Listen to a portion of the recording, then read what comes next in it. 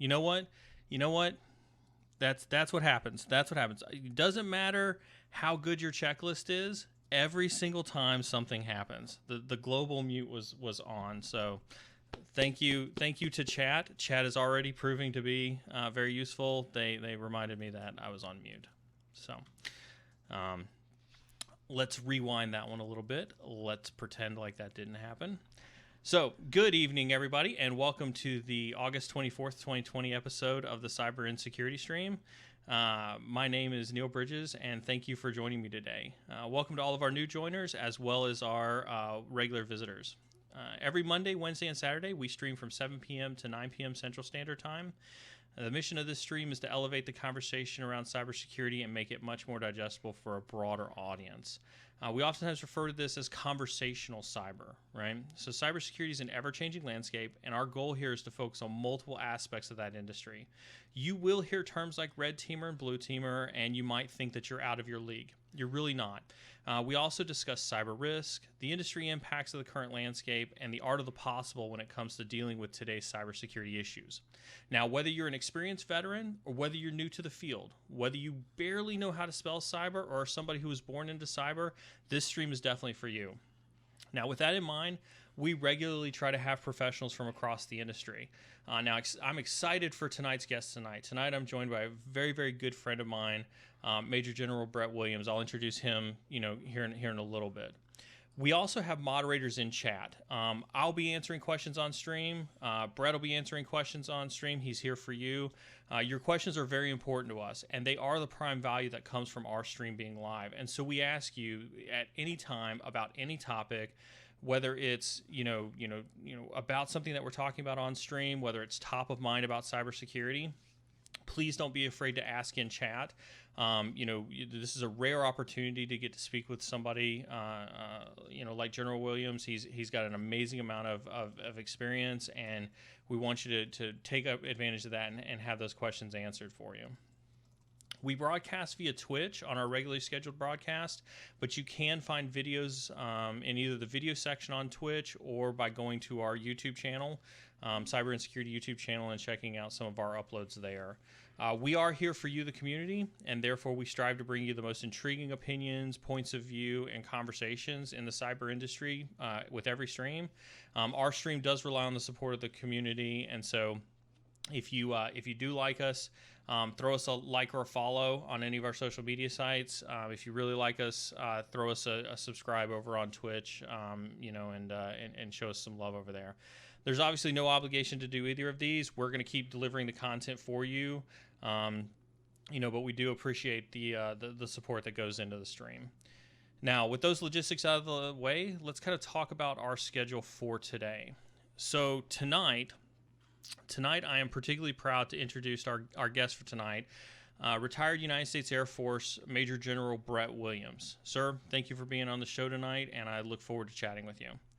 Now, for those of you who don't know, there is a lot of research that goes into the prep for every stream. I do it, Carmen does it, all of us put a lot of effort into researching every single stream. And so, sir, as I was talking with some of the folks that I know who apparently have used to work for you twice now, they said to refer to you as ET. Additionally, I noticed that on your LinkedIn profile, it looks like the name that you use for LinkedIn also has ET in the title. Now, I'm sure there's some story behind that call sign. Do you want to share it with us now, or do you want to share it with us later? Well, yeah, I can share it with you now, Neil, and thanks for the opportunity to spend some time with you this evening. I'm glad we had the chance to get acquainted and look forward to the conversation. I look forward to what I hope is some challenging questions and some opportunity to go back and forth with both you and the audience. So again, I appreciate the opportunity. It's funny, when I got out of the Air Force, one of the things I got lucky to get into was doing some keynote speaking at these different conferences and that sort of thing.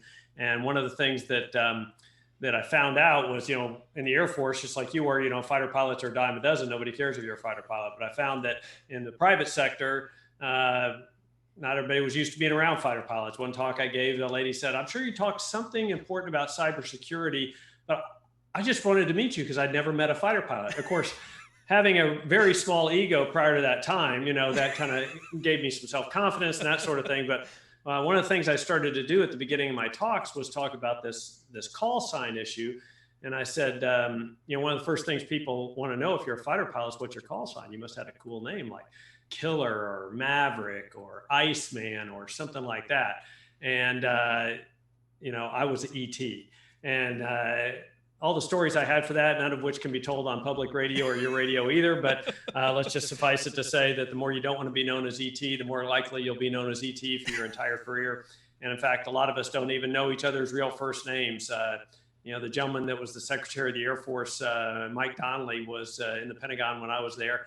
And I would still see him on occasion in DC several years after I retired. And he would go, "Hey, ET, how are you doing?" He had no idea what my real first name was. So yeah, ET is fine. And feel free to refer to me as that. And I've been called much worse, but that's my story and I'm sticking to it. So let me sum it up like this then. Are we alone? Yeah, well, I can't answer that question. Apparently the Pentagon's doing a project to figure out what the hell the Navy was seeing out there at night, flying around all the time. So we'll find out if we're alone or not pretty soon, I guess. All right, so I don't know about the rest of you guys out there. I'm going to take that as a no, we're not alone. So we're going to go with that. So Brett is currently the chief operating officer and co-founder for a fantastic company called IronNet Cybersecurity. Brett has sat on multiple boards of directors for a lot of organizations. You can see from his background, he's a Duke alum and loves that Duke University. So if there's any North Carolina Duke Blue Devil fans out there, you've got a kindred spirit there with Brett. He spent a number of years as the director of operations for the United States Air Force, working with the National Security Agency. And so with that, sir, thank you very, very much for your service. Yeah, well, thank you, and thanks for your service, Neil. I appreciate it. Thank you. Now, if anybody out there, if anybody else has an interest in being a guest on our show, regardless of what it is that you want to talk about, please shoot us a message either over on LinkedIn or on Twitter, and we'll get kind of the conversation started there. For those who are joining us, that every week or every couple weeks we try to do some capture the flags. I am pleased to announce that the Cyber Insecurity team failed miserably at the Google CTF this last weekend. We got our butts kicked. I think we were 3 hours into the challenge and we hadn't solved one challenge. So it definitely proves that we need more practice. We don't feel too terrible about it. Only about 20% of the teams had actually had more than one challenge solved at that point in time. So we're currently looking for more CTFs for us to participate in. As always, stay tuned to the stream. We did give away some free training for eLearn Security, and we gave some discount codes away for eLearn Security training as well. And so congratulations to our winners for that one, and let me know how you guys make do with that training. Our guest list does continue to grow. Currently, we've got about a 24-person/company backlog of folks who are interested in coming on stream and talking cybersecurity with us. And so, as always, we are evaluating all of those on a case-by-case basis to make sure that we're able to provide you with the quality of content that you deserve in this community. And so stay tuned for future guests. And so now with that all out of the way, I'm going to get into the news for today. Now, as typically, if you're used to it, right, typically I would go ahead and hop over to the news and show the first article, but I have to do a lead in for this one because this one is just so atrocious, okay? In September of 2017, the credit agency Equifax had announced a data breach that exposed the personal information of about 147 million people. And this ultimately led to a settlement with the Federal Trade Commission and Federal Trade Commission and others for about $425 million to help the people that were affected by that breach. And just to kind of put that in perspective for everybody, because I know we've talked, like when we talked about Capital One a couple weeks back, and we've talked about some of the other data breaches that have happened, we've talked about how infinitesimal small that compensation is for folks. And so when we look in perspective, at $425 million for those people who are affected by that breach, that really only makes it about $2.89 per person that they're going to get compensated for that breach, while the average cost of identity theft is about $1,350 per person. And so with that in mind, I mean, it's pretty significant amount of records that were compromised as part of that Equifax breach. Where am I going with all of this, you might ask? Well, on Friday's stream, we gave a very, very quick preview to this article, but I wanted to save the broader conversation to have with you, sir. And so with that, I'm going to jump right into this. And kind of this is why I held on to this, was because of this this headline, right? We were not hacked. a clever criminal convinced us to give him our data. Now, this is the Experian South African CEO, and he was speaking on an interview to The Money Show where he said, and I quote, "In no way, shape, or form was Experian hacked," end quote. And they're alleging that some 23.4 million South African citizens were potentially exposed as part of this this incident. I don't know what else we are to call it if it wasn't indeed a hack, but as part of this incident. And what he's saying is that you can kind of see it right here where we talk about their investigations, where it says, "Our investigations indicate that an individual in South Africa purporting to represent a legitimate client fraudulently requested services from Experian." They're saying that the services involved the release of information which was provided in the ordinary course of business. And so, Brett, my question over to you really is, and it's kind of more along the lines of, in your opinion, why do companies feel the need to play these types of word games when it comes to the cyber protections of consumer data? Yeah, I think that there's a lot to unpack in here, Neil, and as you're going through that, there were three things that came to my mind. Let me run through those and see if that kind of gets to the question you're answering or you're asking. At face value, I like the guy's headlines. One of the things I used to put in these when I did the keynotes when we first, I always talked about the Russians and the so-called hacking of the election, right? And I said, I'm glad that over time that discussion has changed, not so much from the Russians hacked the election, but people figured out that, this is part of Russian disinformation. This is part of things the Russians were doing long before there was an internet, and, getting John Podesta to click on a big green button in a Gmail that says, enter your password here, is not a hack. You and I both know real hackers, and that's not hacking, right? That's social engineering, And so the first point is, I would agree. I think it's important to distinguish between what's a hack and what's social engineering, because that takes me to my second point. Increasingly in, the Verizon studies or the IBM annual security study, increasingly we're seeing less and less use of actual malware, that $100,000 zero day.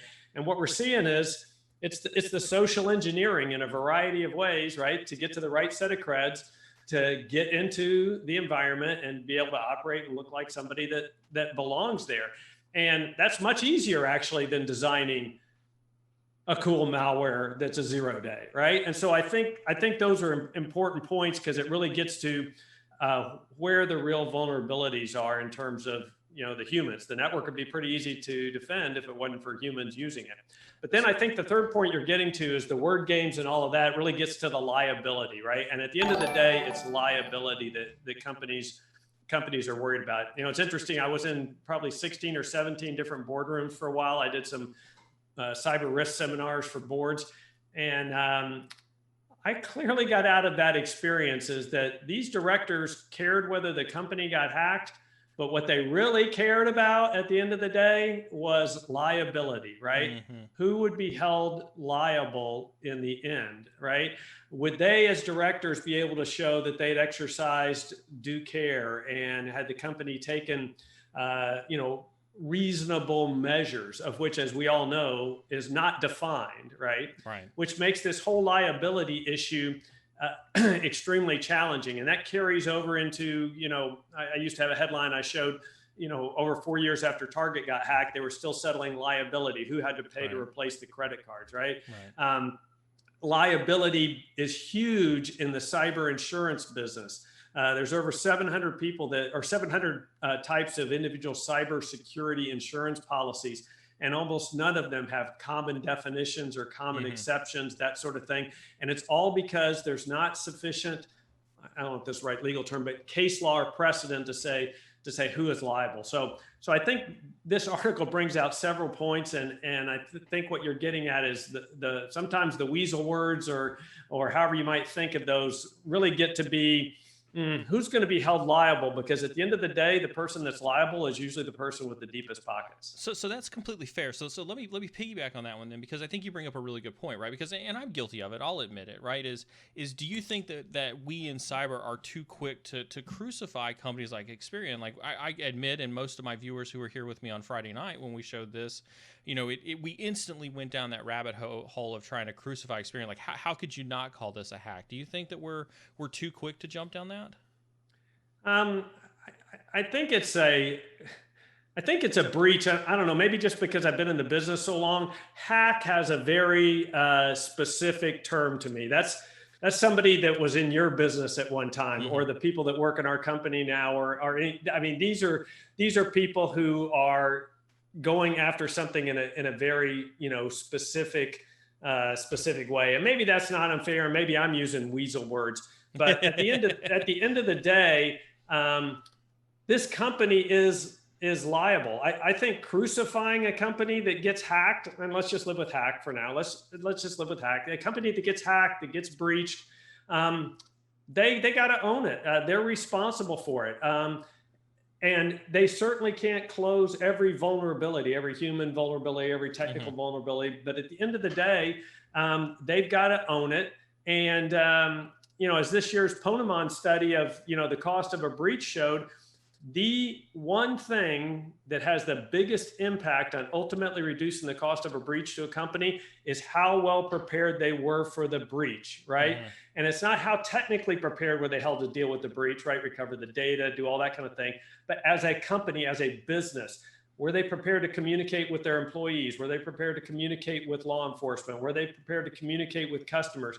Did they have a plan to recover, move on, and sustain confidence in the business?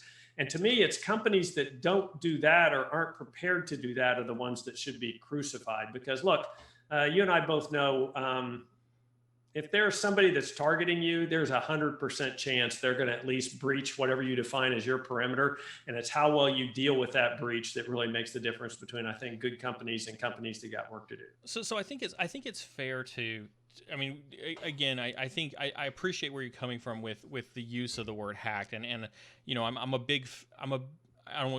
just going to sound weird. I'm a big fan of us not creating FUD or fear, uncertainty, and doubt in the industry, when it comes to this idea of being hacked. But do you believe that the people controls could have been in place to have prevented the fraudulent attempt to circumvent those controls by another individual?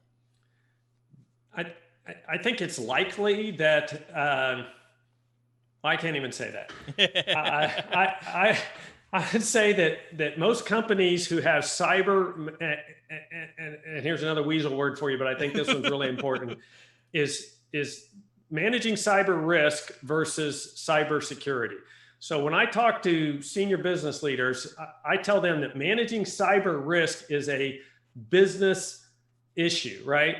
It's not the most important strategic risk, but if it's not one of your strategic risks, right? Operational risk, financial risk, supplier risk, cyber risk, that managing that's a business challenge. And that's something that's got to be addressed from a business perspective. Cybersecurity is the technical application of a number of things that's a component of cyber risk. But if you think about cyber risk versus cybersecurity, it helps drive you away from this is a technical problem to this is a business problem. Let me pick it back on that one real quick, Brett. Do you think that cyber insurance has given businesses an opportunity to take more cyber risk? Yes, but that's a component of managing risk, right? There's four components of managing risk. You can either accept the risk, you can mitigate the risk, you can pass on the risk like that to an insurer, or you can just accept it. So yes, one of the ways I deal with cyber risk is I buy cyber insurance, because that's a way of buying off some of this risk. I'm going to let the insurance policy cover some of the costs, and I'm going to take more risk. So some companies will look at it that way. Others will look at it as I'm going to buy down as much of this risk as possible, and buying down through cyber insurance is a component of it. But back to your original question is, and I got a whole nother spiel on training and corporate training and how bad corporate training is. But look, anybody out there, whether you're in the government or you're in the private sector, you find very few people who go, boy, we have super effective employee training at our company. I can't wait to take that next year. And we can't wait to do it again, right? And even if the training is really good, Neil, let's face it, while I still frankly get emails from people in Nigeria wanting me to, invest, the way that, what we're now calling business email compromise happens and those sorts of things, this is very sophisticated stuff, and this is very well-planned stuff. And so I would argue that, again, no matter how good your training for the humans who are on the front line of all this is, that you still have to be prepared to be breached, because if somebody wants to get in, they're going to be clever enough to get, the one I've seen with our red team has been successful is eventually you get the resume through LinkedIn that's got something embedded, I can't remember technically how it's done, that's got something embedded in that resume, and bang, you're hacked. No, that's fair. And this one, I could see your perspective here when it comes to the liability piece. And I know that Target, it's funny you bring up Target, because I think to this day, poor Target. They remain the example. we will forever. But again, for those who are listening who don't understand why we keep using Target, they got taken to civil court over their breach, and so everything was put into court documents. Their entire failings, and I use that term in the most respectful way possible, it was put into court documents, so you can literally see how the whole thing happened, and that's a level of transparency, if you will, if you want to call it forced transparency or not. That we don't get a lot of in this industry when it comes to some of these cyber attacks. And so, we say poor Target, but I think your point is very valid when it comes to because of that transparency, we're still dealing with a lot of the liability that comes from it. Yeah. And again, liability, as soon as it gets over into the liability, arena, it just goes to the lawyers. And again, it goes to who has the deepest pockets and, et cetera. So, but this is all part of it. And this is why cyber risk is a business issue, right? And, we talk about 425 million, really a drop in the bucket, you divide it out, or you look at the Yahoo acquisition, once everything came out, that the value of, I think that acquisition went down 360 million. Yeah. Drop in the bucket, but still 360 million is a lot of money, right? And so there are some real consequences to being able to deal with this. So it looks like we got the first question coming from Chad. I presume it's related to this as well. So I'll read this one out to you. It's a little bit long, so bear with me. Sir, when an organization that previously approached IT and communications infrastructure as a standard business process becomes the victim of a compromise, how do you advise that they operationalize their practices to better prepare for their next engagement with a determined cyber adversary and be resilient through a compromise? That's an intense one. Right. Yeah. And there's a lot to unpack in there. I think fundamentally, if you get hacked and you look back on it and you clearly recognize that, if you're smart enough to recognize that, hey, our mistake was we didn't take this on as a business issue. We looked at our CIO or our CISO or whoever we outsourced our IT and security to. We said that's their problem and we are going to go run the business, right? Then the first thing you got to do is you got to go, okay, we've got to look at this differently, right? We've got to look at this as a business problem, right? And we've got to bring the CIO and the CISO in as part of this leadership team. And I think we'll probably talk later about this, about how you create that working relationship between technical leaders and business leaders, if you will. But we've got to change the way we think about that. The second thing is that I think we've got to, when we rebuild, right, depending on how bad it was, when we rebuild, we have to make sure we just don't build with whatever was best practice yesterday, because all we know about what was best practice yesterday, somebody else has figured out how to get around it. So another thing I would do if I were a company that got whacked really bad is I would try, if I could in any way, take a long enough pause to really think about, okay, I don't want to rebuild the same infrastructure that everybody's operating right now. I want to think about what is the next infrastructure, whether this is how you use cloud or software-defined networks or advanced analytics or whatever it is. this is the opportunity to do that leap ahead that maybe you wouldn't do before because you said, well, I'm invested here and I haven't got to the refresh window. Well, now you're forced to do something. So jump ahead. And I think the third thing that's really hard not to do is to throw money at the problem, right? I think one of the poorest measures of cybersecurity is the percentage of budget you're spending or what you're spending in relation to somebody else, right? I mean, that can be kind of a rough gouge, but you have to really look at this as a risk-based problem. You know, what's my critical data? What are my critical processes? What's the specific threat to my company? What is most important for me to defend? And how do I do that in a way that's commensurate with the risk profile and the risk appetite of my company, of my customers, of my partners? I mean, this risk management for a company is very complex and it's hard enough to do. And then you bring cyber risk into it. And now all the people that really understand risk got no clue on the technical part of the cyber stuff. And so because they just got hacked without understanding where that money's going. And so I think it's the time to really reset and think about what is our risk profile? What do we have to protect? And let's not build even what we consider today's commodity best technology. What is it that will help us leap ahead? So while we wait for a follow-up for that one, I think you mentioned one piece of that I think ties into what Security Live had asked before, because he had asked another question too, and I apologize, John, for not seeing that one before, right? Is, hacked, owned, it's all semantics. The data went out the door. Did they have the proper controls in place, like multi-factor? Did they have logging and detection and DLP to monitor sensitive data? I think that ties in very much to what you're talking about with, balancing out the technical controls with the cyber risk. Yeah, no, absolutely. And, and the challenge that, the CIOs and the CISOs have in these companies is, and we got this question the other day in our company is, oh, show me the return on investment. Well, I can't really show you the return on investment with cybersecurity. I can show you where it materially lowers risk, right? But to show you return on investment, they've got a term for it now, ROSI, return on security investment. If you really want to start an interesting discussion, get a room of CIOs and CISOs together and go, how many people can explain how their company measures return on, and they'll either say, that is a crappy metric, I don't even bring it up, or they try to explain it because that's the only way to get through the next board meeting. All right, so one more follow-up question then. From your time in the military, can you recommend any operational strategies or frameworks that we can use to learn from a compromise and from other cyber failures? Yeah, I've got a guy I've been mentoring for the last 6 months. His name is Lieutenant Colonel Jeremy Sparks. He goes by Cheeks. He just recently took command of the squadron at Keesler Air Force Base, where they train all the initial cyber operators that come into the Air Force. And this ties on to something, Neil, that we were talking about before we went on the air tonight was,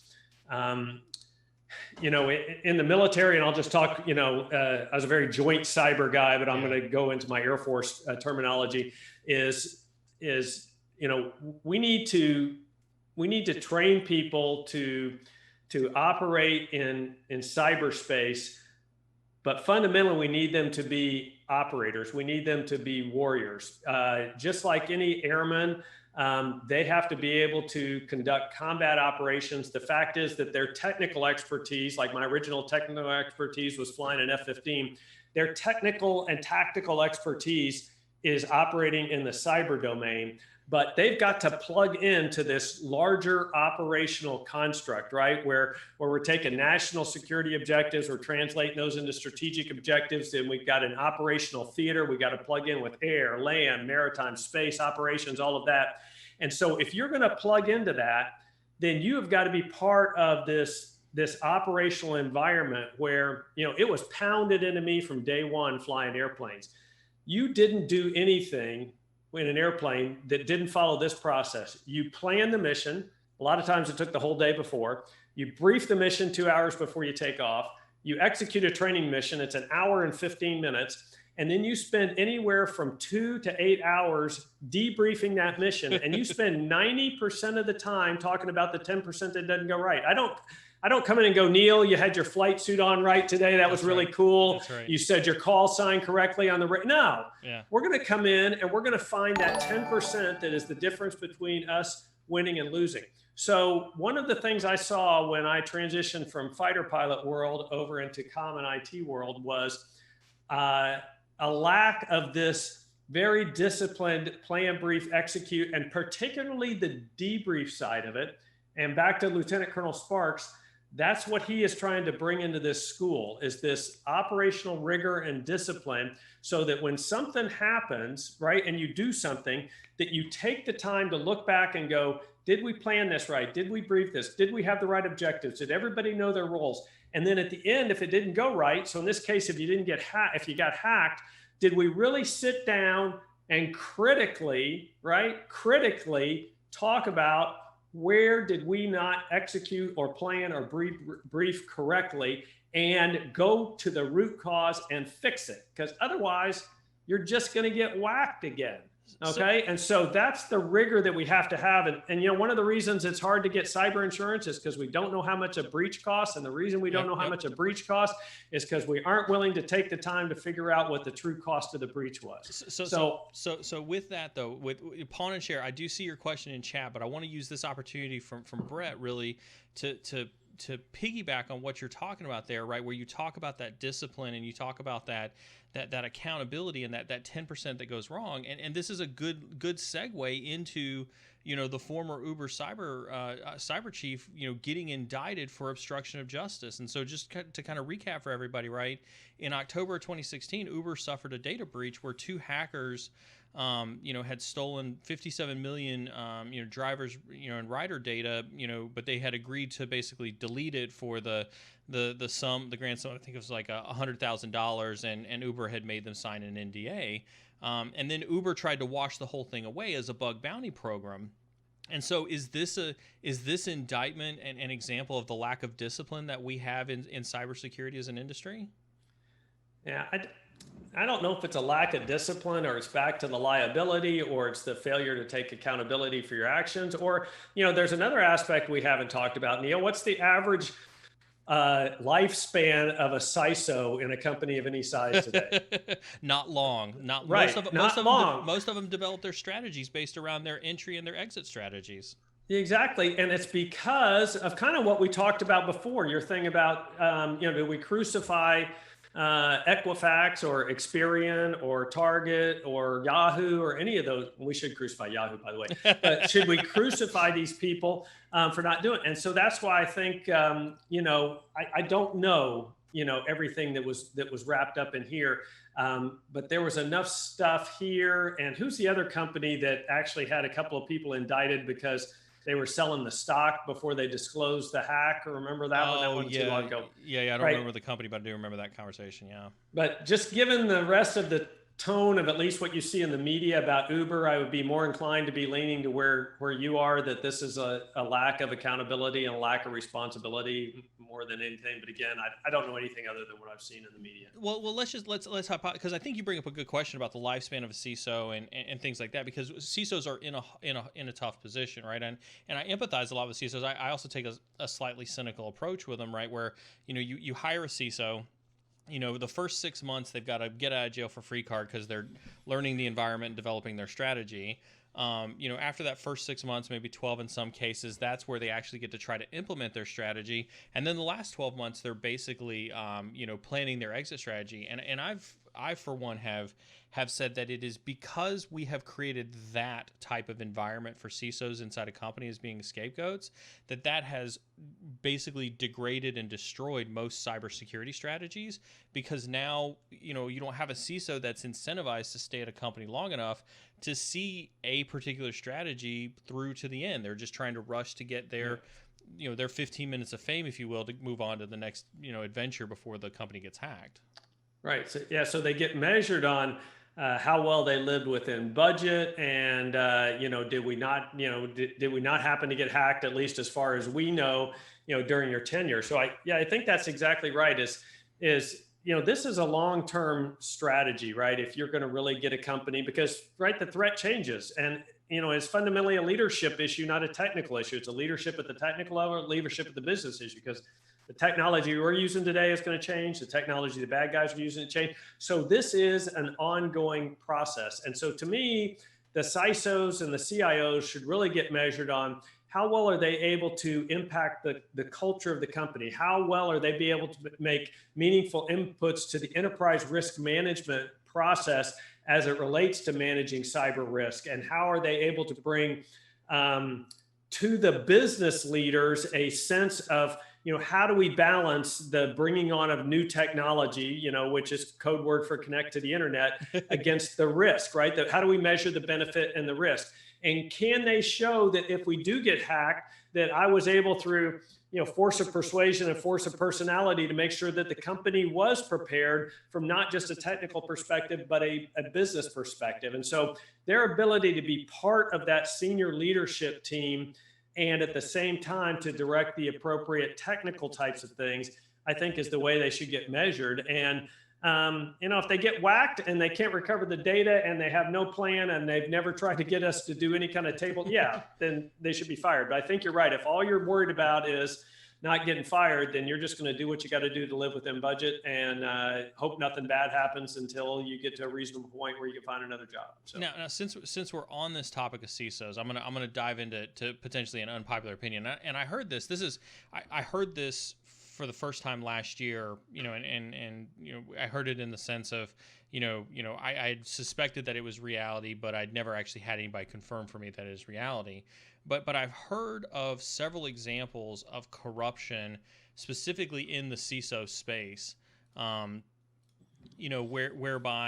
I've heard about CISOs setting up shell companies in their wives' names so that they can get stock from technologies like, I'm not going to throw any technology names out there, but from technology vendors so that they can bring those technologies into their organization.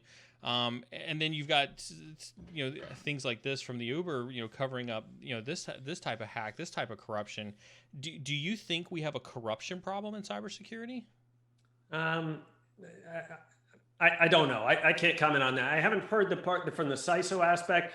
I have heard CISOs and CIOs complain about something a little different where, particularly with large financial institutions, where they've got portfolio companies that have cybersecurity capabilities, and they are directed to use those capabilities, even though that CIO or CISO may not be in favor of them. So that's the only time I've heard anything roughly there. But from the corruption perspective, I can't comment. I don't have any insights on that. No, that's fair.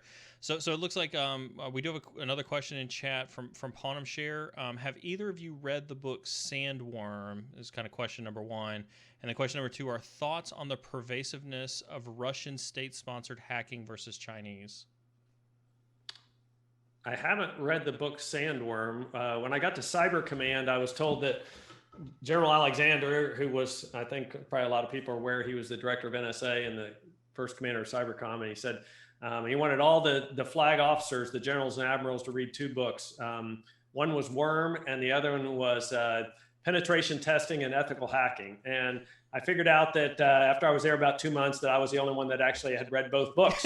And so, and they were good because I figured out that hacking started long before 2012. It went back to whatever it was, 1986 or something like that. When longer than that, but yeah. Yeah. So it went back a long time. And the other thing that I learned was a quick story. I was over in an area NSA where you have the people that have special skills at operating in other people's networks, and so it was actually a former Marine who no longer looked like a Marine, but he was now working there as a civilian. And I'm in this really super classified area, and he is his job that day was educate the new Cyber Command J3, the director of operations, on how they do their hacking. And he said, well, first we do this and first we do that. And I go, oh, and then you do this, this, this, and this. And he said, yeah, how'd you know that? And I said, I read this book, Penetration Testing and Ethical Hacking. And I said, so what makes you guys so good? Are you just that much better? And he goes, no, I'm in blogs with 10 other guys that are just as good as me. He said, well, here's what makes us so good. He says, it's the resources we have available. If I run into this, pick whatever it is, device, IDS, fire. If I run into this thing, he points to this guy through the glass on the other side and he goes, I go get that guy right there, right? And within about 2 hours, he has developed a tool that on the open market might cost $500,000 and I'm able to go to the next place I need to go. So, the processes for doing this, are well known. They're available in these books, right? And so, you just got to read them and pay attention. That's just how much effort you put into it. So I'm gonna press you on the question a little bit because I'm not satisfied with that answer, and I'll kind of elaborate on it a little bit. Right? Is a couple weeks ago I had a former intelligence analyst who spent 10 years doing intel at the agency, came out, worked for a number of contractors, continuing to do intel for the agency, and I asked him this question, so I'm going to ask you the same question as well. Do you think the United States is appropriately prepared to defend itself from Russia or Chinese cyber attacks? No. Why not? Why not? Because fundamentally we do not operate. This is something we're going to talk about later. We do not take this on as a national security effort where we are truly focused on defending the nation through a collective defense approach, just like we defend everything else. And it's fundamentally about, and when we talk a little more about collective defense at lower level, but at this national level, we have got to get our act together on public sector, private sector collaboration and coordination, because as much as we like to say in Cyber Command when I was there, our job is to defend the nation's cyberspace. Hey, guess who's on the front lines in cyberspace every day? It is corporate America. It's the people that run the critical infrastructure, the banks, water, telecommunications, transportation, finance, hospitals, blah, blah, blah, blah, blah. And, the story I always talk about is when the Iranians, the first kind of activity I saw at Cyber Command was, if you remember, when the Iranians were conducting the denial of service attacks against the banks in 2012, right? I remember that. And so a couple of things came very clear to me. One, that's when I learned what polymorphic malware was and why signature-based defenses don't work, because it's extremely easy to change whatever it is McAfee or Symantec has loaded in and bypass it. So that's why you've got to find another way to detect that stuff. But number two is, look, we've got capability inside the government to, and people have heard this a lot. I'll claim to be the first one that brought it to this domain, was to be able to kill the archer, right? Yeah. In 1415, the French figured out that it was not near as much fun to catch arrows as it was to kill archers, right? And so, we reserve that legally. We reserve that capability for the United States government in our country to be able and block those arrows or kill the archer. And frankly, we've got pretty good intel, and with the right keys or the right pointers, we could figure out where some of this stuff is and pretty much have an effect. But just in the banking sector alone at that time, they didn't have a good way to share information in real time about what was going on, who was getting hit, what did it look like, what was the metadata around it, et cetera, et cetera.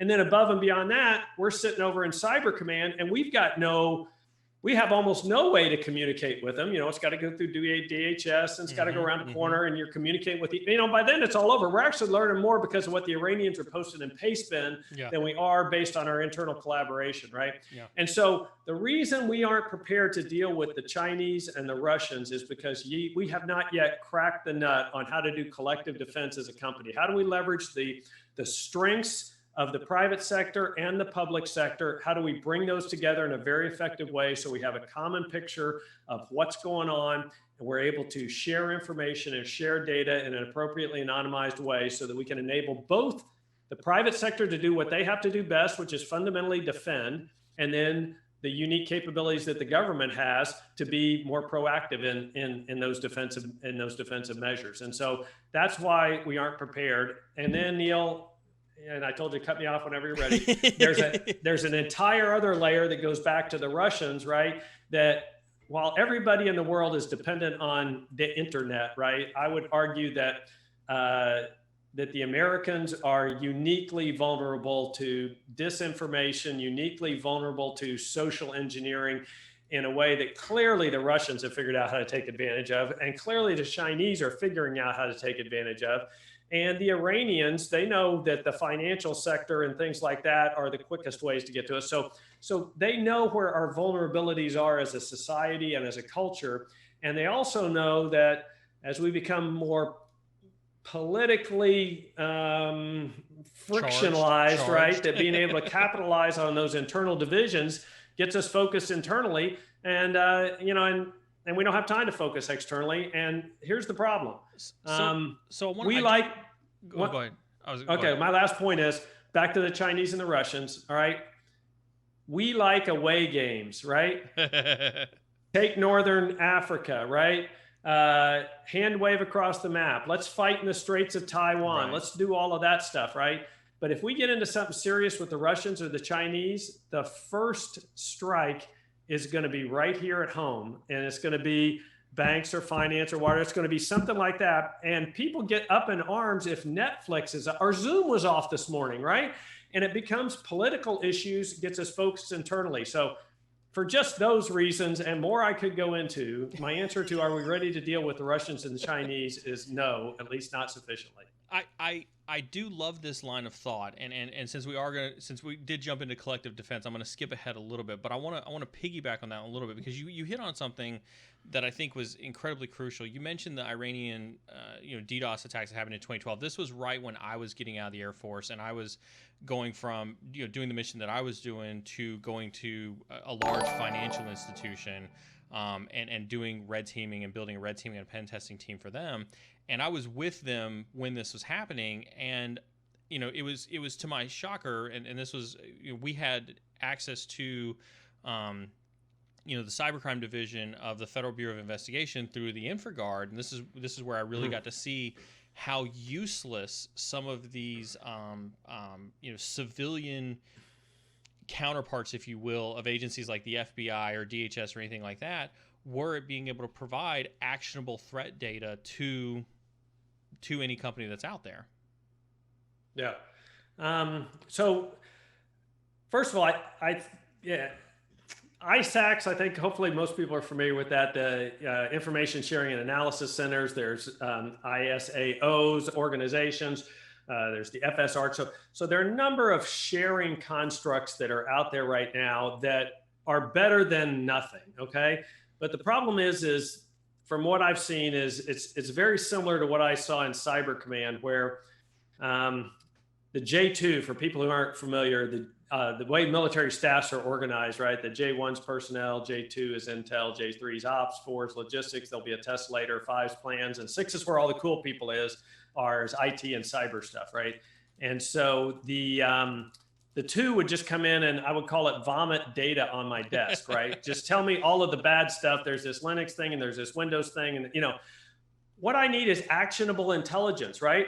I need to know who is after me, something that I care about, and I'm vulnerable, right? Because if you're after me and then you're after something that I care about, but I am pretty sure I'm not vulnerable, I'm going to keep an eye on you, but that's not the thing I'm going to get most excited about right now. So I want to know that nexus of where am I vulnerable in a place that'll really hurt me, and who has both the capability and the intent, right? And intent is impossible almost to determine, but who has the capability and intent to go after me? And the Holy Grail is finding the nexus of those 2.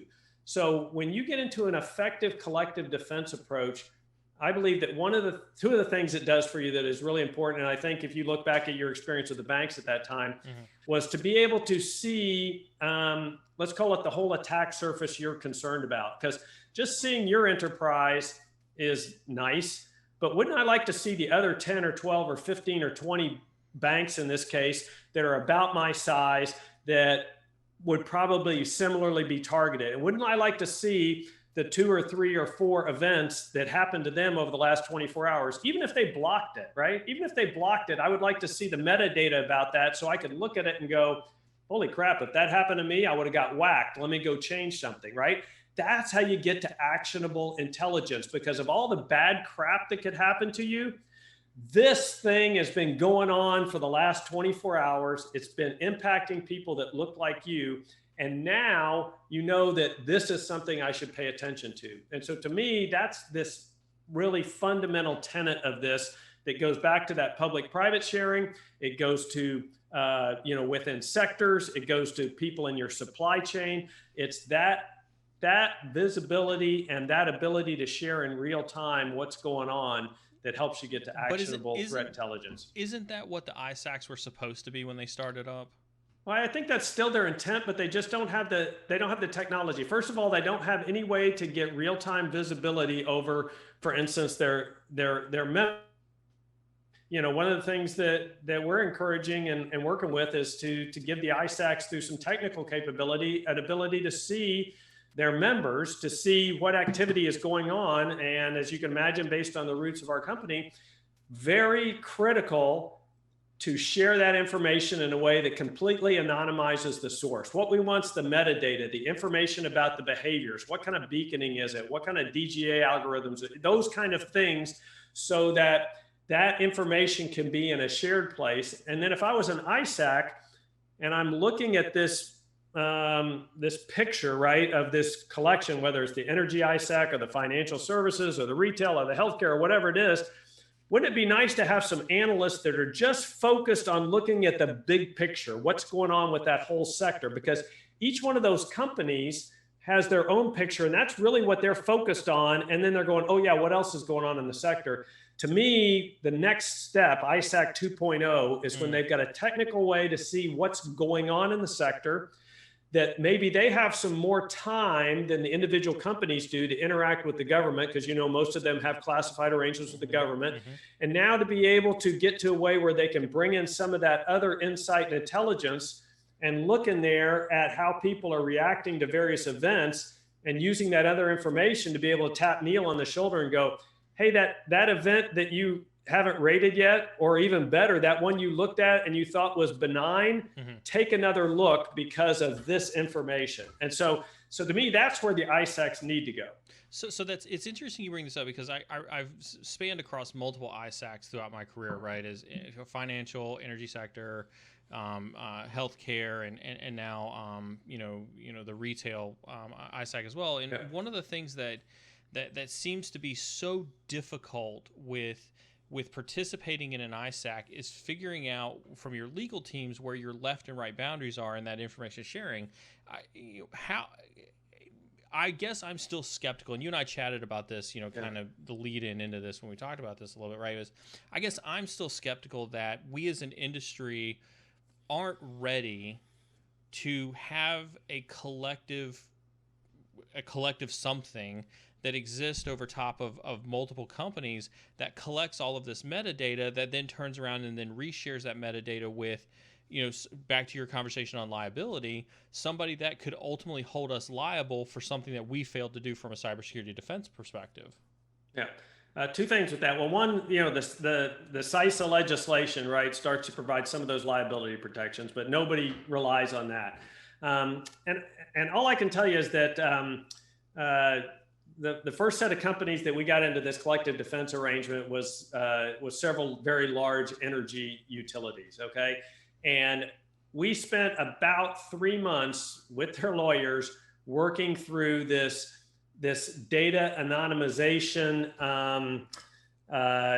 technology, if you will, and what exactly would have to be stripped off and what would have to be the safeguards. And so step one, you're right. It's a lawyer thing. It's right. Get to an agreement on what data can be shared and what data cannot be shared. And then, as with any of these things, the policy people have to then be convinced that your technology solves the policy, right? I saw that all the time in the government. It was actually more on the IT side, where we've got a technology, but you've got to prove to the people that wrote the policy that this really complies with the policy. All right. So we had to get the policy, then we had to develop the technology. And all I can tell you is that we've built enough confidence where these customers do share this information, and they get other benefits from it, because now you have the operators interacting in real time, where you are looking at an alert and the same metadata that I am in this other company, and now we can collaborate on that. And maybe you're the more experienced guy and you go, okay, this is clearly benign. And I look at it and go, no, tell me why. And so they start to see additional benefits, because you're getting more capability, because you're crowdsourcing this work without having to bring any additional people online. And then additionally, the energy sector is extremely interested in sharing with the government. When I got out in the private sector, I saw several things, but one of the first things I saw was these companies it wasn't that they were hesitant necessarily to share with the government. It's that they didn't see the return, right? That's right. If I could use the term quid pro quo, right? they were okay with sharing, but there's a risk to sharing. There's an operational cost to sharing. And so they want to get something back for it, right? And so if you think about what I described with the ISAC, being able to look at that God's eye view to add value to that, imagine if I could bring in US Cyber Command to look into these various collectives and to be able to provide information that allowed you to either, hey, you should be focusing here. Here's another piece of data that may make you think differently about this. That anonymization can work both ways. So I agree with you 100%. I think some sectors are more prone, the energy sector, because they're sharing between the grids. They clearly see benefits that outweigh the risk in collective operations. And I think cybersecurity is just another one of those.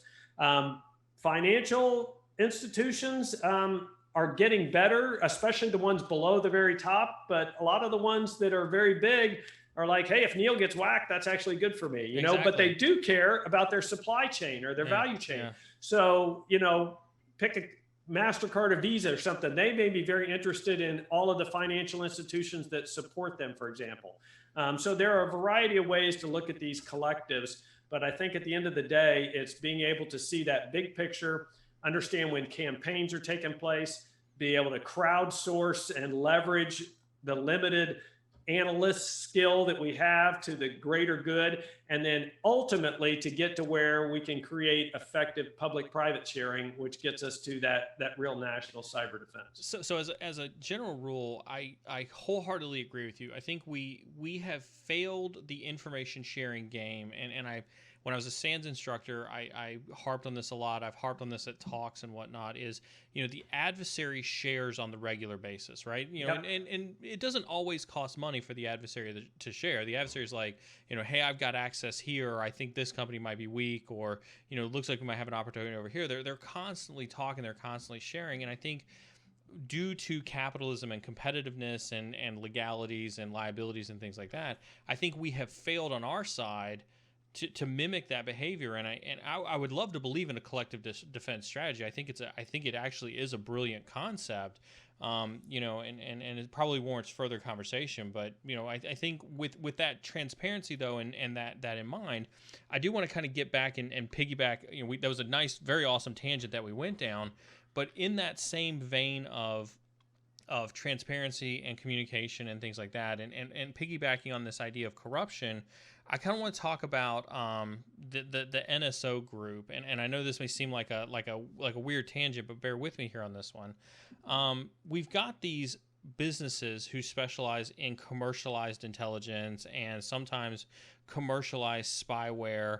And obviously talking about organizations like NSO Group, they've been in the news for its selling of these capabilities to governments that have led to some pretty high profile user rights violations. Specifically in 2016, the NSO Group had utilized a vulnerability in WhatsApp to target a human rights activist in the UAE, or the United Arab Emirates, and this ultimately led to their lawsuit with WhatsApp and a lot of spotlight into these commercialized intelligence and privatized spyware companies. The article talks about this is the old CEO of and co-founder of NSO Group. He finally has kind of come out and released an article where he talks about the company had a culture of silence. The private equity firm that had invested in them, had a very strict no interview policy whatsoever with the press. So no matter what had happened, what was going on, they had no interview on there at all. There was lengthy use of shell companies to hide the sales teams, hide the operations teams, hide the marketing teams. Just this immense, almost apparatus, if you will, that was specifically designed to be anything but transparent. And so when we think about a collective defense strategy, when we think about, sharing intelligence and sharing information and things like that, and we look at a company that is out there doing cyber work that's very much the counter and very much the opposite of that, are you familiar with companies like NSO from your time in the Air Force? And if so, or if not, like, what is your opinion of, this privatized surveillance industry and specifically companies like the NSO Group? Yeah, first of all, no. The first answer to your question is my time in the government, I had no exposure to this. And while I've read a little bit about this, I'm not extremely well versed in it, but that won't stop me from offering an opinion. I expected nothing less out of you, sir. But I guess the first thing I would say is that all those quote unquote shady business practices you talked about are certainly not unique, right, to this industry. And my personal view, and you've thought a lot more about this than I have, so I'm going to defer to your thoughts. But I really am having, what this strikes me as, and I know this is not the only company like this, what this strikes me as is it's kind of like everything that we do with Google and Facebook and ads and targeting and big data analytics and all of that. And we've taken that same technology, and who knows where it started and migrated to, right? And it's being used for things that we think are maybe ethically not sound. Or in some countries, in some political systems, they are in fact ethically or legally allowed, right? And so we start trying to put a set of standards on countries that countries don't have the same standards on privacy and all those sorts of things. And so I think that it gets to be kind of a complicated thing. I think I can get behind more of the shadows and the working in the dark and all that kind of stuff as shady business practices. I'm not so sure I'm ready to crucify the countries that take advantage of that within their own country. I mean, well, less about the countries and more about the companies that see the business opportunity in doing that. Do you think that? I guess this kind of this. Yeah, it's like selling weapons, man. I mean, people. I mean, if it's not illegal, or if it is illegal and you don't think you'll get caught, and you think there's a way to make money at it, then there's plenty of people that are going to take advantage of it and do it. I think this is just a fact of life. So then that's I'm glad you said that, because that's where I was hoping you'd go with this, because it gets also into this notion of nation states having hacker for hire type business models, that they're okay hiring a company like NSO Group, and do you think that nation states that do think that it's okay to hire a third party to do hacker for hire inside their country, do you think that that's a good image for our industry? A good image for our industry? No, I don't think it's a good image for people to be willing to be hired out to another nation's. I mean, look, Neil, at the end of it's another form of it's mercenary, right? It's right, exactly. It's operations in another domain.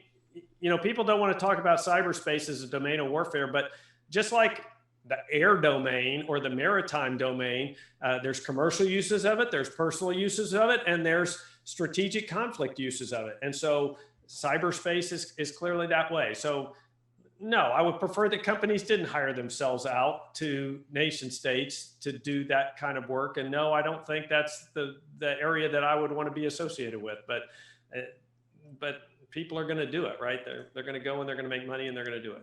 Capitalism at its finest, I guess, right? Yeah. I think on that to me, well, if I could, yeah, Neil, and you may not want to go here, but I think the discussion that I think is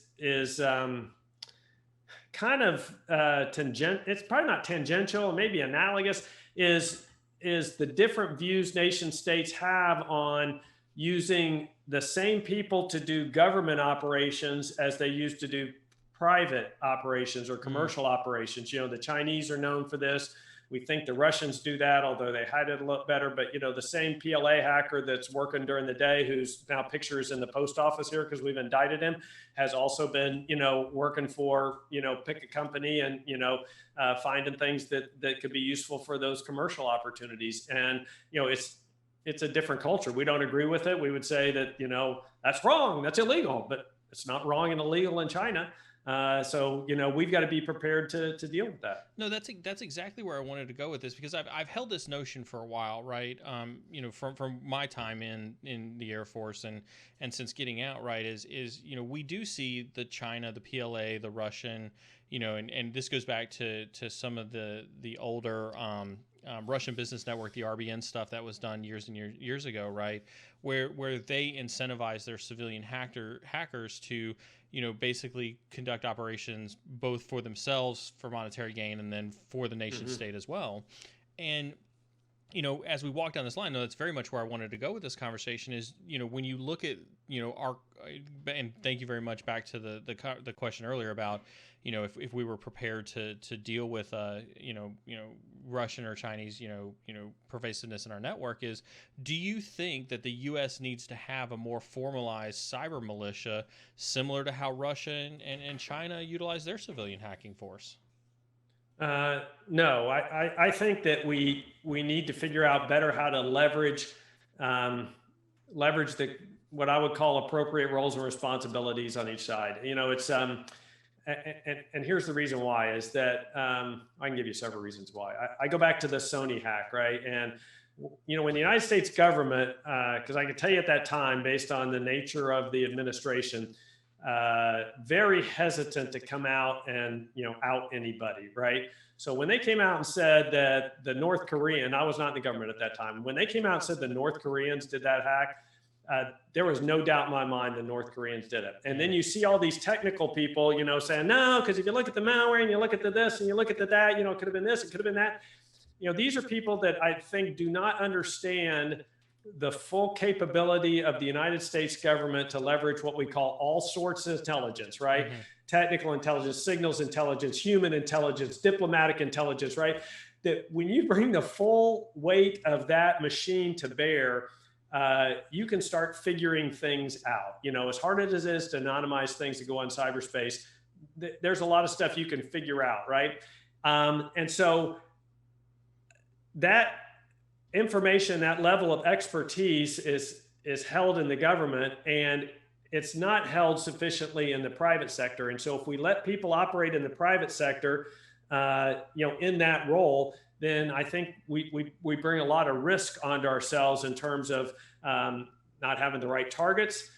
It's hard enough if you're really good at this to understand what I call cascading effects, right? I meant to hit that missile site, and I actually shut down all the power to the ATMs or to the hospitals, right?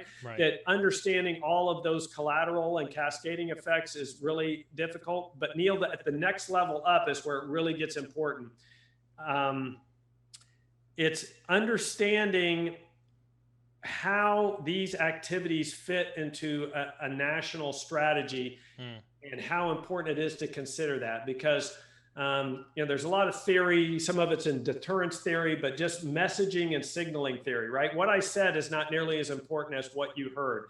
So let's take the North Koreans, for example, and the Sony hack. You remember shortly after that, there was some kind of disruption in the North Korean internet, for whatever the North Korean internet is, both pops, that kind of thing. But anyway, but there was some disruption in the North Korean internet, and the U.S. government said we had nothing to do with it, an anonymous or somebody else. So, we did. But at the end of the day, the North Koreans are trying to interpret all of this, and what does that mean to them, and what signal is being sent to them? Because it's just like when we hit the Chinese embassy in Kosovo, right? We hit what we're aiming at. We put bombs in pickle barrels, right? That doesn't mean we aren't going to hit the wrong thing, right? Because sometimes the intelligence fails, right? But we generally hit what we're aiming at. Now you take that into cyberspace, that becomes much more difficult. I could go on a whole nother rant about we haven't demanded the same precision from cyber weapons that we demand from kinetic weapons, which makes kinetic weapons easier to authorize than cyber weapons.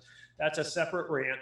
But the point is that as hard as this is to do right inside the government and get it integrated with the rest of your strategy, because go to the Iranians, right? The Iranians got all sorts of pressure. They've got the sanctions on them. They've got the internal tensions with, their neighbors back and forth across the Arabian or Persian Gulf, depending on which side of the argument you're on. They've got the involvement of the Russians. They've got the Israelis. All of this is going on, right? And so when something blows up, right? Was that a cyber thing? Was that intended for me? Was that accidental? How am I supposed to interpret that? And if I don't react, am I going to lose some capability, right?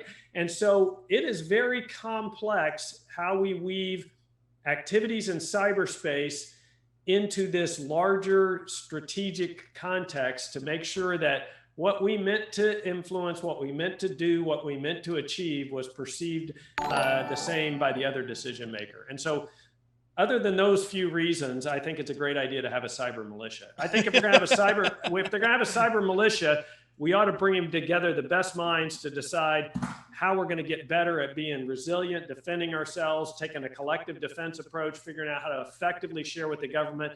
But I believe the government's role is very specifically to operate in gray and red space and stop and block things before they get here, and to share intelligence that cannot be gained legally in any way other than under government authorities, and to figure out now how to coordinate with the private sector to make them better at doing the defensive part of that. So with that in mind, and I know that over the years I've worked /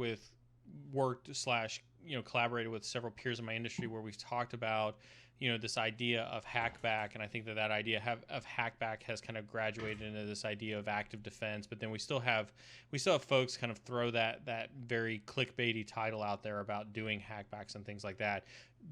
I take it from your comments there, you're probably not a fan of hackbacks, but could you kind of elaborate on that a little bit, and why you think that hackback may or may not necessarily be a good thing for corporations? I just, for what I said, there's not enough for the people that have access to all the intelligence and all the visibility. There's not sufficient predictability. There's not sufficient precision in the targeting. We're getting there on the government side, and we've made a lot of progress over the last 5 or 6 years. In fact, it's come a long way since I left Cyber Command, but there's no way that all of the tools that are necessary to be able to do that with the right amount of precision, and to be able to coordinate it with national strategic policy, that's not going to happen by these cyber, a cyber militia or anything like that. And what it's going to do is it's going to complicate what we're trying to do on the national strategy side, because we've got all of these operations going on that the adversary doesn't know, is this really the US government trying to signal me or influence my behavior, or is this somebody else? And so I am a firm believer that let's leave the gray and red space operations to the United States government, and let's concentrate all the brilliant capabilities we have on this side to figuring out how to share that information back and forth in a way that we can do that. Because in a similar way, there's people, back at Cyber Command, we were forming different things. They were called cyber protection teams. And I was I kind of led the development of all this cyber mission force and this. And, people in Cyber Command or people in the Pentagon would talk about, well, we've got to be able to dispatch these teams out to the banks and the energy or whatever. That's the last thing they want. You can't be effective at having some dude that's normally working in the government every day. Now he's going to come wandering in your bank network or your energy network and be productive in 12 hours. Now there are some roles for that in the National Guard, for example, with people who are doing that work in their day job, et cetera. That's a different thing. But to me, that's not the help that the private sector needs. And it would take them a month to get up to speed anyway if they were to come out there. Right, exactly. So at the end of the day, now I will give you one example of what I would call the closest thing to hackback that I saw, and this was something I heard about when I was at Microsoft. This was a long time ago, but they had through a legal process using actually 19th century chattel law, the same kind of law where we authorized merchant ships because the United States didn't have enough armed forces to defend themselves against the Barbary pirates. They had authorized, merchants to be able to arm themselves and protect themselves.